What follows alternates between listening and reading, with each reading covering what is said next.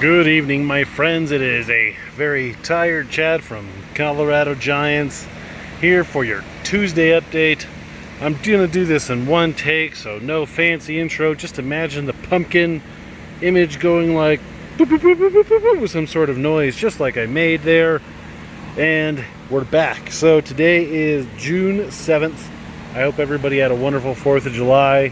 I did. We had a real nice barbecue. And it was really great to see some friends and family and all that jazz.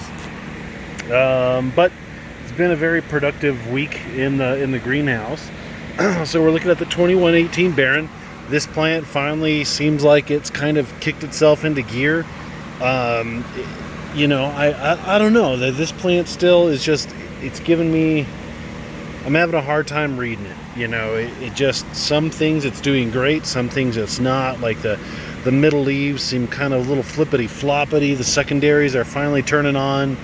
I don't know. It's an interesting plant, but it's going now. And as you can see, there's a pumpkin in the tip of the vine right there. Super zoom. Right there. There's a pumpkin in the tip of the vine. So that is probably less than a week away. Yeah, less than a week away. All of the other pumpkin plants have pumpkins that are pollinated. This one was pollinated July 3rd, July 4th, and July 5th. So the 1911 Urana is doing well.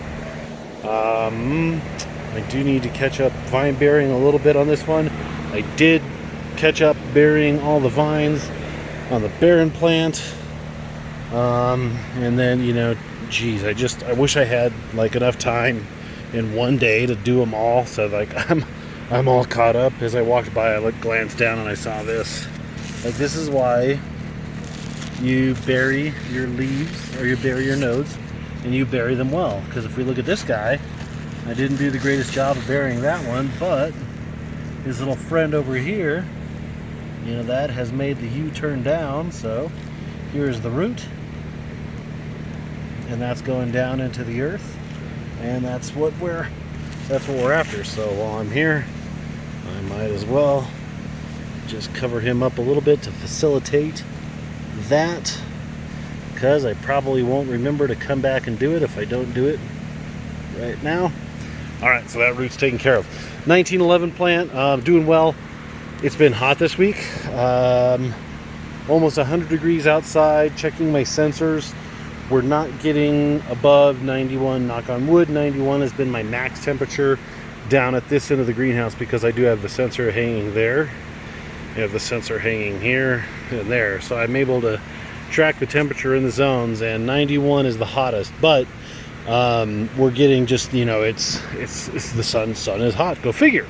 So I am getting some scorching on leaves that are not getting much air circulation from the two big fans. I have this fan. I just installed this fan today, and I have another one that I'm going to put. I don't know where I'm going to put that one yet, but I have a fourth fan that I'll put somewhere.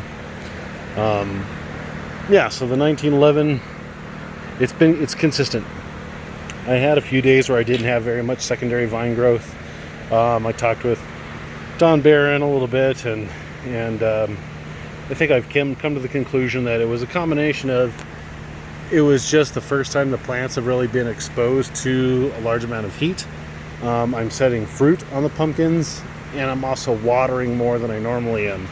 So those three things have contributed to the plant slowing down a touch. I mean, obviously not too much, but just a touch. So anywho, the pumpkin on that one, what did I say? That was July 3rd. So July 3rd, I cut a leaf off of there today, because the leaves, all my pumpkins have the leaves coming out underneath them rather than on top. So I usually like to leave the leaf, but hacked them off. So that one's about the size of your fist if you ball it up. This one was pollinated the 5th, so 2 days ago. Unfortunately, super zoom. This one, I think you can probably make it out. It had some weird, the lobes were unsymmetrical, so that's less than ideal. I was like an unsymmetrical 5 lobe. There's one that's kind of wonky in there. You know, whatever. It is life. I did put all the pumpkins are getting covered so that they don't have the sun beating down directly on them. And then this one gets a stump cover because I did roast a leaf there. The tip is okay, thank goodness, knock on wood, because I do want to pollinate another pumpkin, the next one down the chain, but I definitely don't want to roast that vine tip. So he's trucking along. This one I can definitely tell is growing. You really don't breathe a sigh of relief on your pumpkins until about day 20. So yeah, you still are nervous until about day 20. That's when they kind of let you know if they're good and they're going to hang out or not. Vine buried this one, caught this one up 100% today. The bushel gourd is going bonkers. I love these plants, and now I'm in a bit of a conundrum of what I'm going to do about this plant space-wise, because it's taking up a lot of space that I probably want to give some of that to my pumpkin plant. But then again, I want to defend my bushel gourd state record, so I don't know. Also, I'm not burying the vines on this. I talked with a handful of people. I've just so flippity flapping busy. I don't have time to bury the vines on the bushel gourd, and I talked to a handful of growers, and they said that's fine because you don't need to bury the vines on the bushel gourd. Memo on this plant: for whatever reason, I've been calling this the 1894 Urana. This is not the 1894 Urana. This is the 1938 Urana. So this is a cross from the 2145 McMullen cross, the 26 and change world record. So this is a great genetics plant, and it's obviously doing phenomenal for me. So the other hot seed of the last handful of years is the 1911. So that's why I crossed that plant into this plant, because this has the monster maker, the mother of the world record, the world record. This has the US record behind it. So the seeds from this pumpkin have huge genetic potential. And then this one, the 1501 Vanderweilen, is trucking right along. Let me take you to the back side of the plant. There's some stuff to talk about back there, as well as right here. So I was talking about vine stress, or heat stress rather. This vine tip is roasted and gone and dead. It'll just kind of wither and die like this secondary vine right here. So that's toast. Thankfully though, I'm going to terminate this plant right here as is, so that was just a happy happenstance. But this plant, the furthest away from the swamp cooler, is obviously getting the lion's share of the heat. And you can see it right here. These leaves are a little crispy. Vine tips roasted right there. That was like last week when I was telling you that I didn't water for a few days, and that's my mistake. But in truth, it's not that bad. I've definitely had plants that have burned much worse. So this pumpkin is today's the 7th. This was the 4th, so 3 days old. It's the biggest one. Yeah, and it's looking good. I'm starting to put that bend in the vines, so you want like a horseshoe shape, because as your pumpkins grow, they're going to grow this way, and you don't want them to pop themselves off the vines. But other than that, it's been pretty warm outside. We've had some big rain days. It's kind of neat. I'm excited to see the pumpkin patch. I would say probably a little less, maybe more than a half, less than 2/3 of the way full.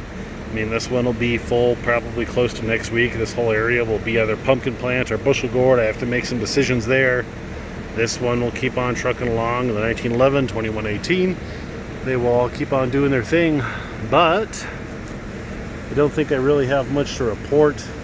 I'm not going to fertilize this week because I'm setting fruit, and I don't want to stress the fruits or the plants out too much.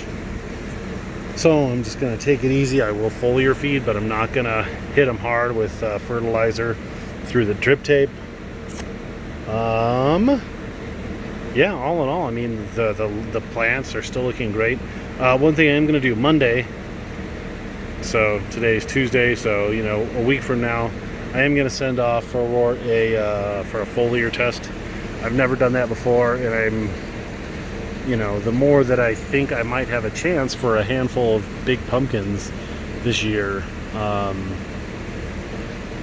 want to see what I'm doing and how I'm doing, the nutrients that I'm adding in my tanks to the plants, how that is showing up in the plants, so that I can learn and do even better next year, and make any corrections if necessary this year. Yeah, so that's about it. 2118 is looking good. 1911 is pollinated with the 1938. The 1938 is the 1938, not the 1894. Again, I don't know where the heck I got that from. That's pollinated on July 5th and July 4th. Plants are doing good. Bushel gourds going bonkers. That's it. Hopefully you like the video. Hit the little thumbs up down there. Subscribe. Hit the bell that's in this little corner down there so you get notified when I post a video. And that's it. I appreciate you guys. Hope you all had a good 4th and you have all 5 of your fingers on your left hand and all 5 of your fingers on your right hand left. Take it easy.